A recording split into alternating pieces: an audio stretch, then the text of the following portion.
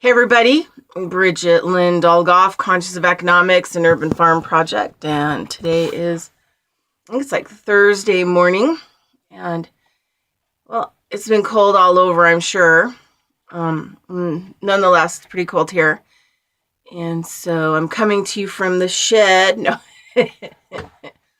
anyway, I wanted to do a video today. I have to finish my last video in the series for my thyroid stuff, and I'm not as great as getting things organized, and I don't have a lot of space, and I just can't save things and get it all in order. So I'm trying to photo code it all so you can put the photos together and be like, oh look, that's a whole series kind of a thing. And there's some other stuff too. I'm probably going to do another Star Child video about, one of the main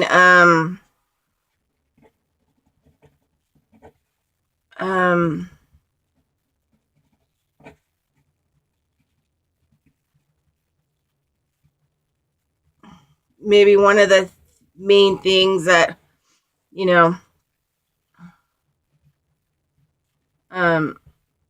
like one of my better abilities. And I'm going to just kind of talk about what happened last night that's kind of adjacent to one of the abilities that, that I have, and that I think has been useful here. But I think sometimes it just takes kind of a toll on me. And, less and less I'm willing to give my life for a bunch of ignorant, stupid people who want to continue to bury their head in the sand. And, allow myself to be kind of damaged in the process. So that's kind of it. I want whatever, life in this body that I'm going to have until the end that I'm here to be a co-creator. I want to be proactive in creating the things that I see as necessary and good, and instead of having to clear, like the dark all the time. Just really kind of burned out. And the other thing too is I'm so burned out on all the darkness that people create, and they have zero idea that they're creating it, right? Zero idea that they're creating a huge amount more of darkness just by your behavior, like just outward slamming of things, and your spoiled brat behavior, and this whole excessive me thing, mine, and just kind of curses below the breath, oh, God will take care of them. Well, God's going to take care of you too. I mean, you know what I mean? What do you think? It's a seesaw. It goes back and forth. So you kind of curse people, you're going to be cursed. It's a karmic trap. And, it's really kind of a really effed up thing. There's all these crazy, rules and laws that apply to this reality, this universe, or whatever you want to call it, holograph planet. In the computer program, the application, I mean, lots of things that,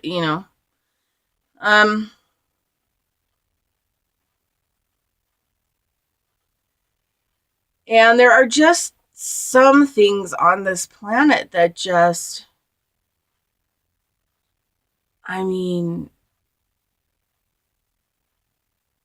people all say, how do I know for sure? I know for sure that I'm not from here. I know for sure that I was put here to help. And I know for sure that my star family, are shocked And I think they're kind of in disbelief sometimes about how terrible this place is. And it's a convoluted, lying shithole.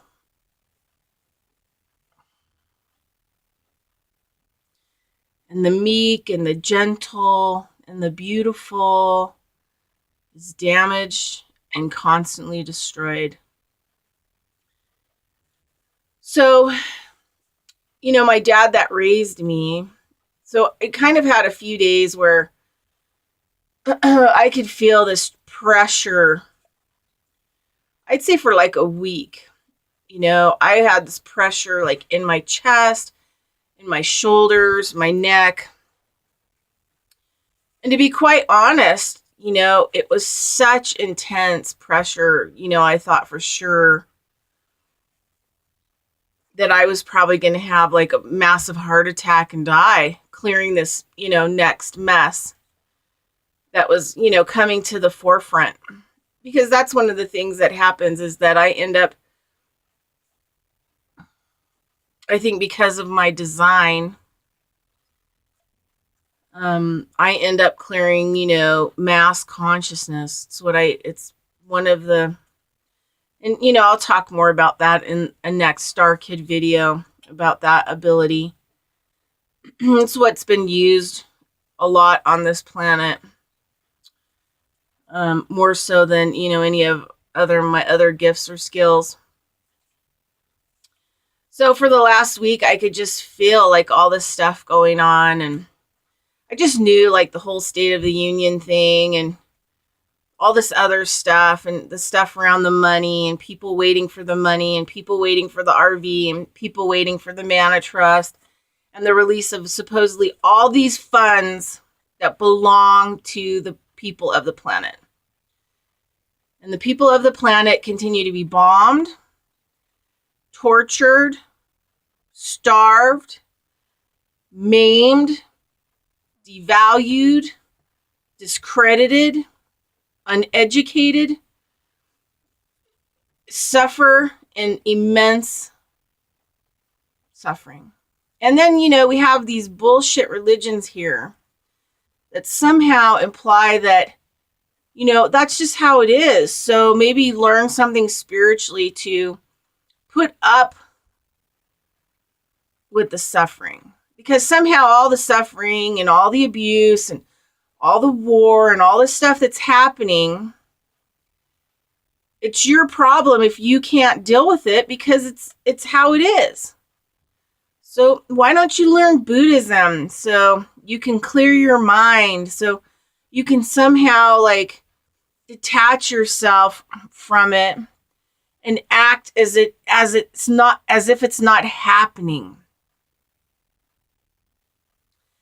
And I just get really pissed off with all of these people who are like, oh, I can't come on your show for political reasons. And oh yeah, I can't do that because I'm going into hiding. And oh yeah, I can't do that because I can't talk about this stuff openly and all this other stuff. It's like, you know what? You're contributing to the suffering. You're contributing to the lies and the deceit and all of the crap bullshit for yourself, right? It's a selfish stand. It's a totally selfish stand. I was born on the battlefield of this planet, and I have been raped. I have had my face beat into a toilet. I have had things stolen from me. I have been left abandoned. I have been starved. I have been abused. And I continue to fight and help and love and reach out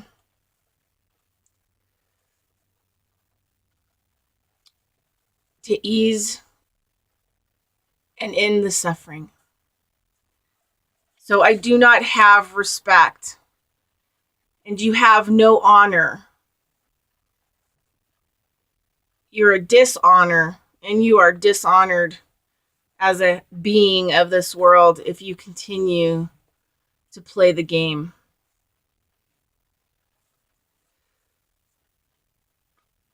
So I started to feel this pressure. And I thought, okay, well, it looks like whatever's, coming up the pipeline, I can't stop it. Usually I can't. When the mass consciousness, when there's like a lot of, tension brewing and, it starts to intensify. And then there was just a lot of anxiety. And I think a lot of people, especially like in maybe the movements, follow the plan, fuck the plan. You know what? Fuck anyone that tells you to just wait, sit and wait. Let us handle it. Yeah, sorry. I don't play that game, and I never have played that game. And so I could feel all this anxiety and all this tension, and I think people knew that Trump was going to lie. And I watched especially really the day of, the speech, and people in the Anon movement and all this other stuff could say, well, he has to lie about the economy and everything because he's trying to catch, the evil crafters off balance. Okay, well, he's the evil crafter.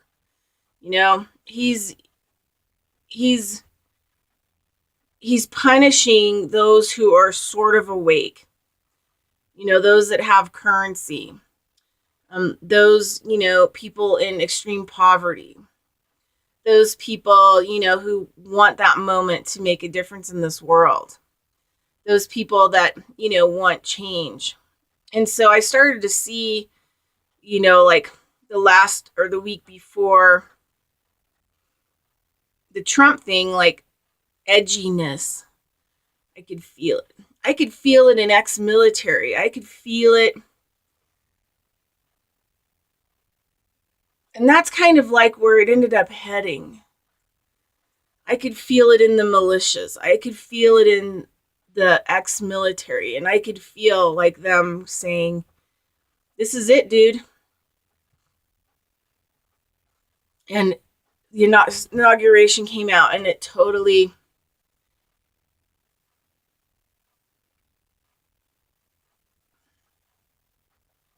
I could just feel it all building. And not in a good way. And then I had to work Tuesday. And then my friend, that I'm working on, he got in a really bad accident. And so I'm repairing him. And teaching him how to repair himself without medications, He uses weed medications that I've gotten him on. But he's, and he's like an amazing karate guy. He was world famous, him and his father, for a while because they put on all the karate fighting, that people saw on ESPN and all this stuff internationally. And he was involved when he was a kid, all the famous karate people. And he grew up, fighting them and learning from them, in his life. Anyway, so he's in this car accident that's really crunched the holy crap out of him. So we got him like a law firm. And, I know this is like unbelievable for a lot of people, but it doesn't shock me at all. And the attorney that he was working with, to help him with the case, because his, $50,000 car was completely mashed and mangled at Squaw Valley. He went up there to go skiing. And this 50,000 pound, machine that was cleaning the parking lot, like slammed into him and crunched him and, totally like, effed him up big time. And so he told me that the attorney that he's been forced to have now which kind of leads me to believe that he's being handled, because the good attorney flat out quit the whole,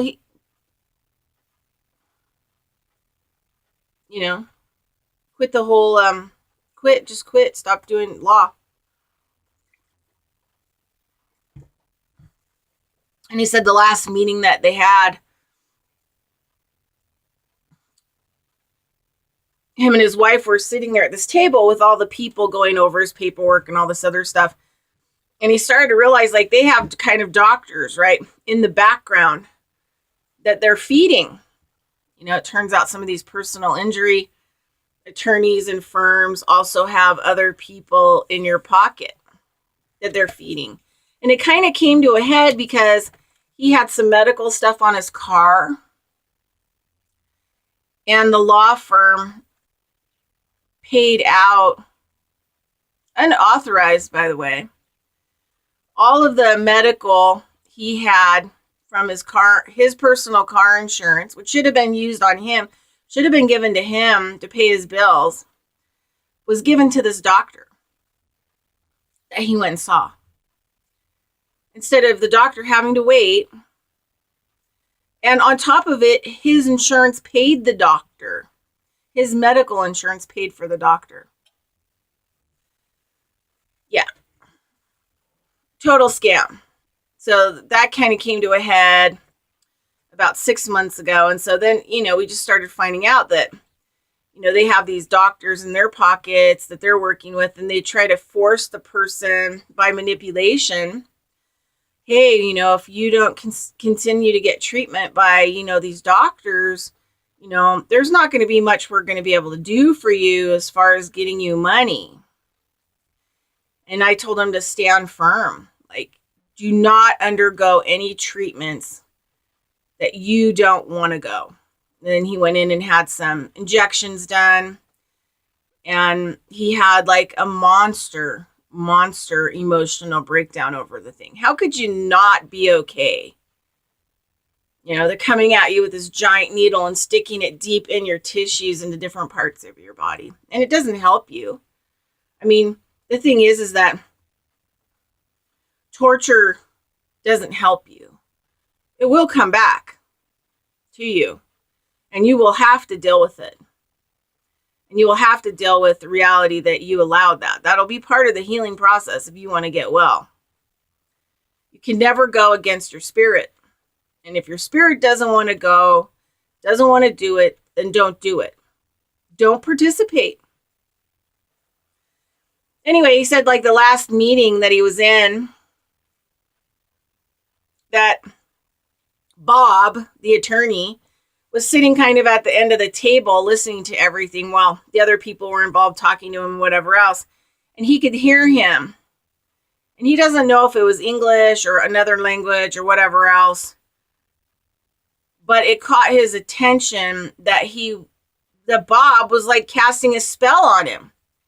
And for the first time, he really took a look at Bob, and he noticed that Bob had a big old Freemason ring on his hand. And Bob was going like, Randy, Randy, kind of thing. And he was like, fuck you. He said he just, couldn't take it anymore. And so he just looked over at him, pointed his finger at him and said, I know what you're doing. And I do not consent. I do not consent, because the guy was casting like a spell on him, while the rest of the team had him distracted. And, regardless of the rest of the team understands or knows what's going on, they're basically working for a law firm that is on top of everything else that's, terrible. They're casting spells on the person to get them to comply. As soon as my friend said, no, I do not consent and comply, and I know exactly what you're doing, Bob got up and ran out the door. Because, my friend is a very conscious person. helped him to become more conscious and stand up and say, no, we don't do this stuff and we don't participate in it. So after that, right, so I'm dealing with this whole week, like sometimes I have to deal with my clients. They have heavy poo-poo, mamuku, duduku going on in their lives. I mean, things that you couldn't wrap your head around, most people. And the thing is, it's happening to you too. It's just you're so oblivious. You're checked out on medications or drugs. Or I don't really watch the news. I try to stay out of things politically. I just ignore it. Yeah. I'm in ignorance, ignoring, ignorant. Ignore, ignorance. Now, there's a difference between seeing it and then trying to figure out your way with balance, dealing with it, and neutralizing it. And that's not checking out. I mean, that's actually feeling how you feel about it and coming to grips with it and not acting out about it and healing yourself and getting into a neutral position with it, right? So you're not feeding it. Anyway, so kind of had to, help him through what he was going through and told him that we're going to help you. We're not going to allow you to have to participate in this. We don't really know how we're going to get you out of it, but, I'm going to help you. And then, hold on, I need to turn it's cold. Woo.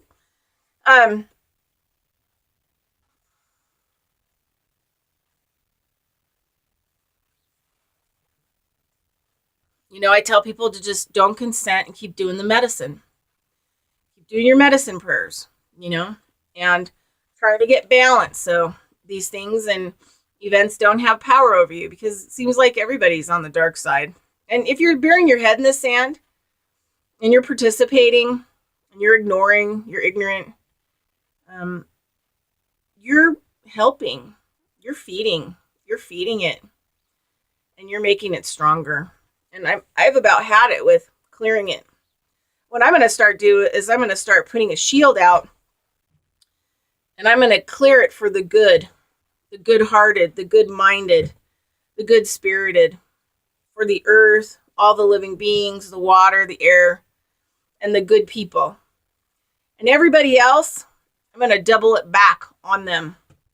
I'm going to be putting some stuff up so the stuff that they're doing, their ignorance and everything else, is going to come back at them tenfold, to a point where they're not going to be able to ignore it, and they're going to have to either check out completely, drop dead, leave this world, or get right.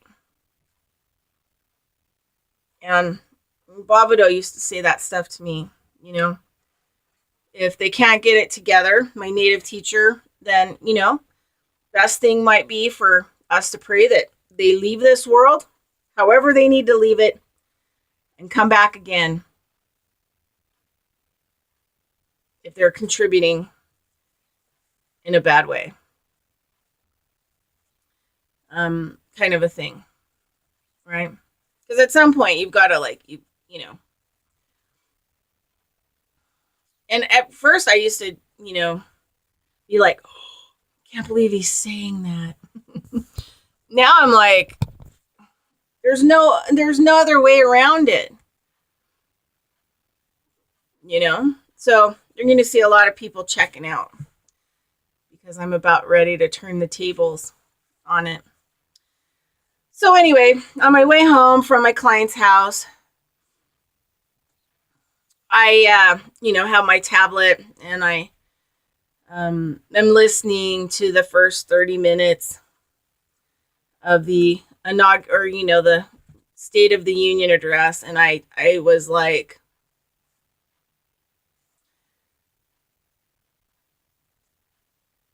I was so upset, because everything I heard was like a lie. Everything. That I literally couldn't listen anymore. I was completely and totally disgusted.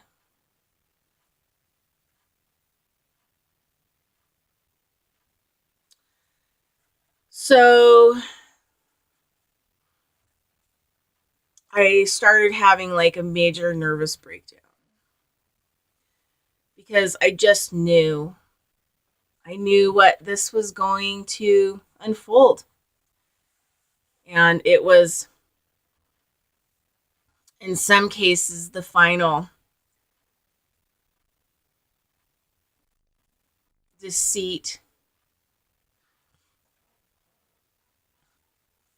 for many. And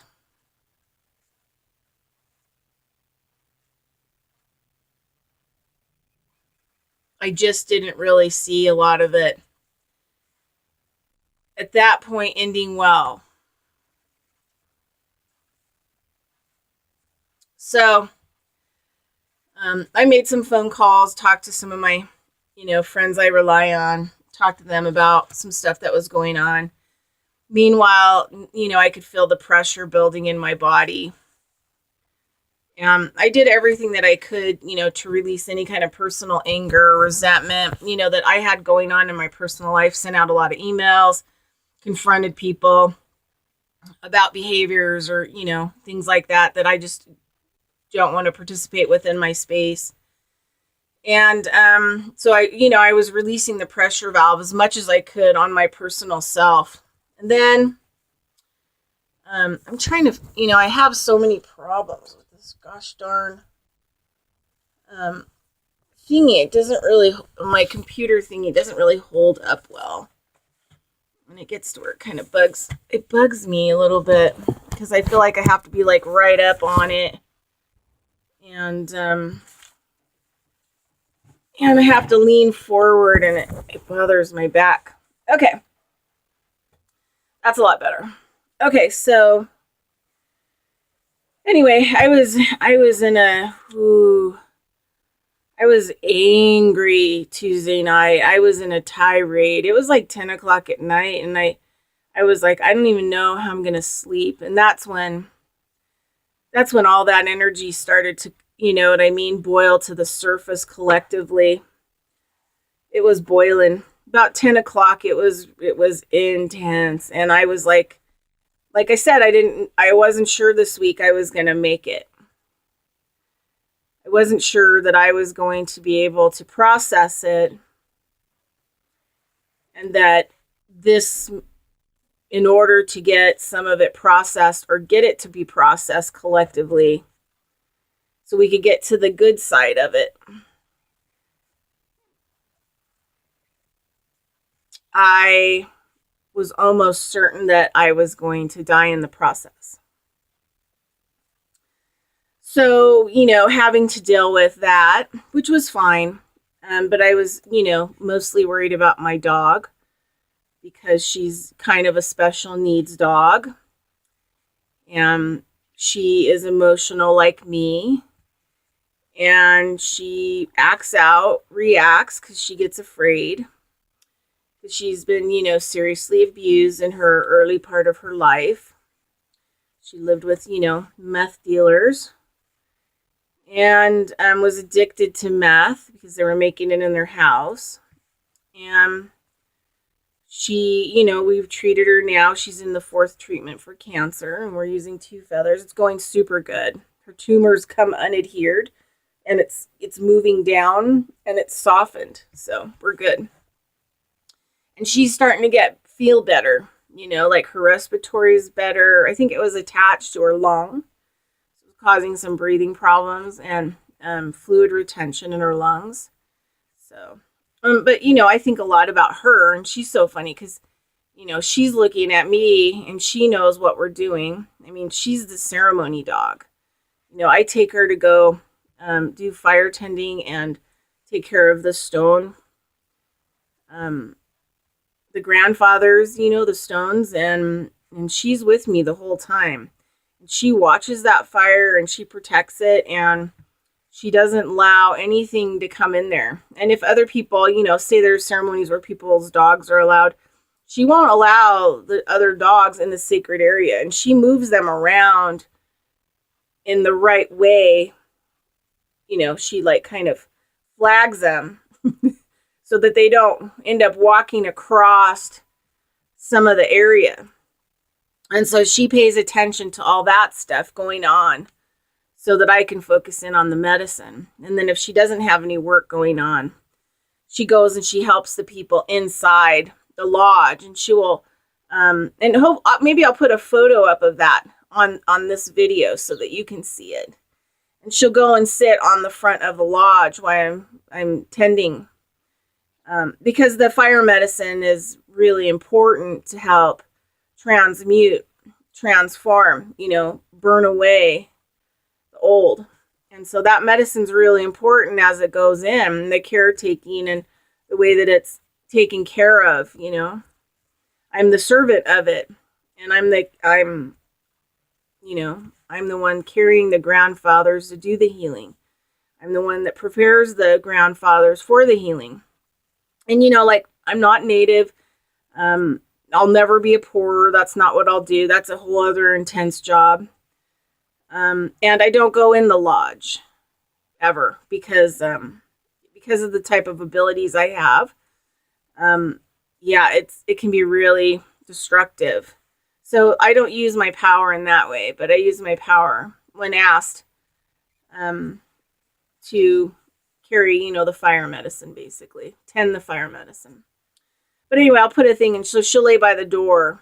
And in this one, a good friend of mine, Nathan Standing Bear, who died, he was at Standing Rock. He got really sick, and he died out there a week after Standing Rock was closed. But I used to tend his fires for him up here when he'd come to Truckee. But anyway, she's laying on the door, and this beam of light comes from the sky and literally is going through her into the lodge. And that's when I knew that she also had been sent to me to help me heal things collectively. She has, great power as well.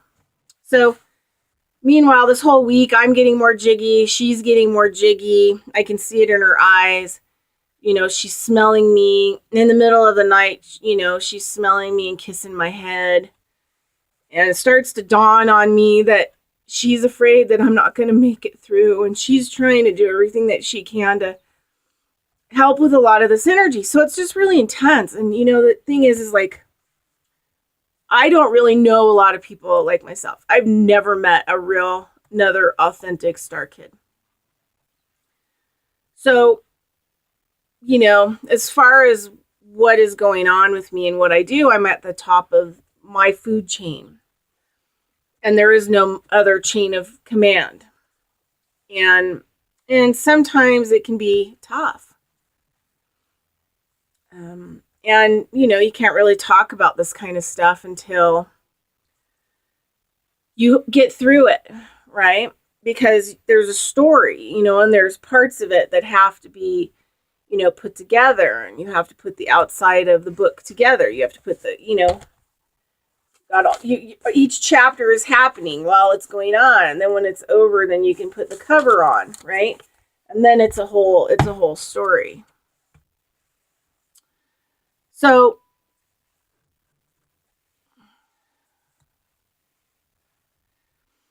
the next day, Wednesday morning, I just, I haven't really caught up with tank stuff. I need to really stop even looking at the Speak Project's blogs, because more lies, more deception, more deceit, the mana trust, and this is the thing that people have to understand.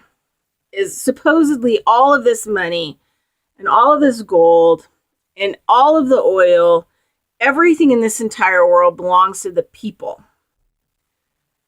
Well, why does the government control it? And why are there people in charge and controlling the money,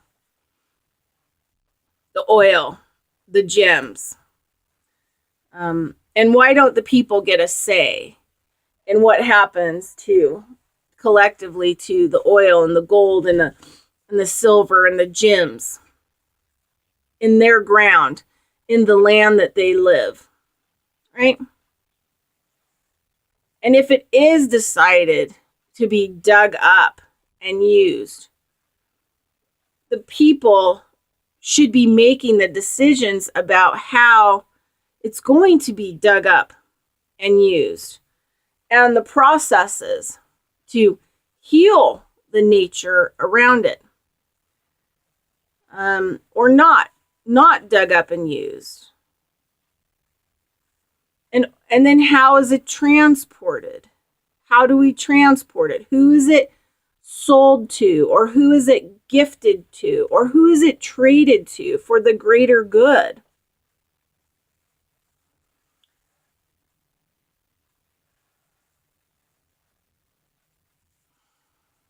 And so, just more control, less people have it in their hands. And, it was a real curveball. If you haven't listened to my radio show from last Saturday, January 2nd, of people who get all of this and who have made a whole marketplace that is representative of the people, by the people, for the people. They've created a whole new economic system. It's fantastic. We just need people to start working towards things and getting together and working on things. And we could just totally, through our thoughts and through our work and working together and development, we could just eradicate governments peacefully. We could just get rid of them and create, our own marketplaces. Disband. We're going to disband the powers that be. So, anyway, I read the last blog that, basically Tank had put up about how there was a call and that, the attorney for the trust and how the projects were going to be released and all this other stuff and all this. And I lost it.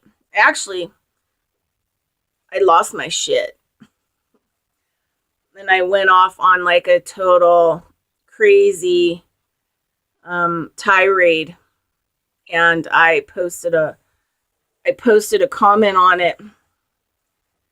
It's like, okay, so you're using admiralty law to make decisions about how the Mana Trust is released and who it's released to. I was flipped, to say the least. And more enslavement, right? And people just can't seem to wake up because it looks good, looks nice. Well, yeah, the money's going to come and then I can do whatever I want to do. Yeah, well, good luck with that. Because the way things are going right now, and you don't even have a president, and I get that the president, the whole Israel thing, I don't know what the hell's going on over there.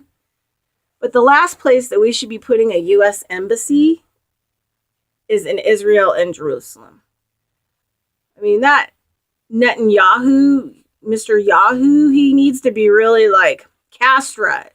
And all those people over there that are making decisions to bomb the Palestinians, I mean, sometimes you got to own up to your part in it. To step across the aisle and reach out and create peace. Sometimes you have to ask for forgiveness. Even if it's not your responsibility, right? Your problem. I'm just horrified. And people just kind of look past that. Oh, but, he's working on this and working on that. Yeah. And this whole thing, well, he decided not to in the State of the Union, he decided not to talk about the new gold-backed currency, and he didn't talk about the GCR and the SARA and, and the RV and all this other stuff, because he really needed to talk about, late-term abortions and all this other stuff. I get that. But you know what? If you ended poverty for people, they would no longer choose an abortion. They would no longer choose a late-term abortion. If there was enough money and abundance that mother could stay home and feed her children good and have a good roof over her head and have a supportive community, she wouldn't abort the baby.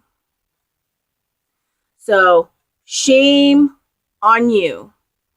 Shame on you. And the continuation of the enslavement. That women have to make that choice.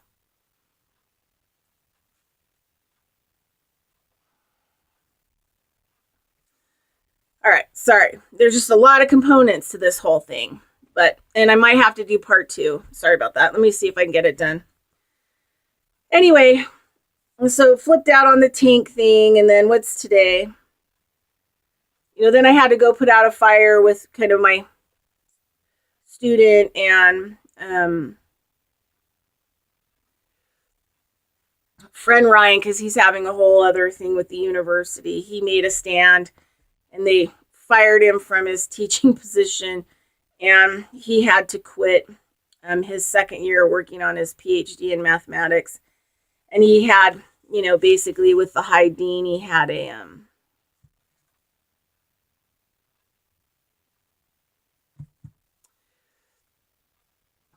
a meeting, so I had to pick him up from the meeting. So, and we had to talk about that, and that,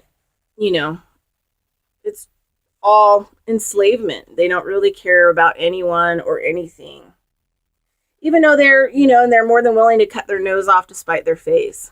I mean, don't you want brilliant people to make it through your program so that you can show the government and the university that these programs are feasible and should be funded?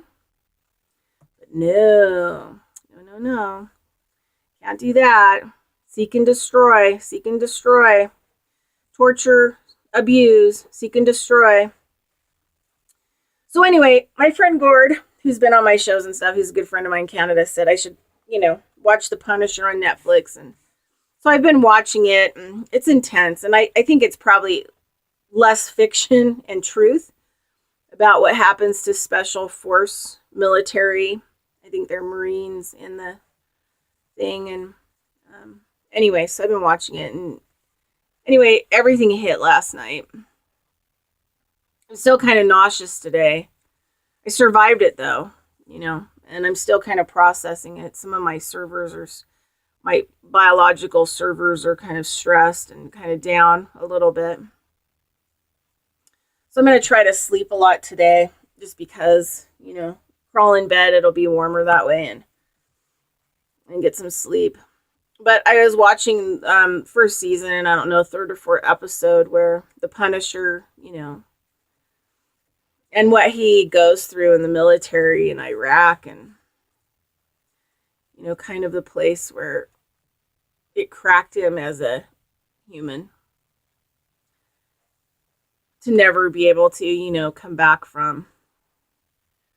I was thinking about my dad, what happened to him in the military. My dad that raised me, who to this day was the best man I've ever known. And growing up with somebody who had unbelievable post-traumatic stress disorder, and what they did to him, and the scars on his body to prove it, and he was a sniper. Scars on his mind and his body and his spirit. And my whole life, I think he knew that I was early on, he became my dad at 11 months old, and he knew that I was gifted, and he set out to protect me as long as he could. And there were certain things we didn't watch on TV. I didn't even know that there were wars or people fought in wars until I was like 27. And him and I were watching Schindler's List and one day, and I lost it. I couldn't, it wasn't even on my radar because he didn't want to break my spirit. Growing up, you know, I had enough on my plate.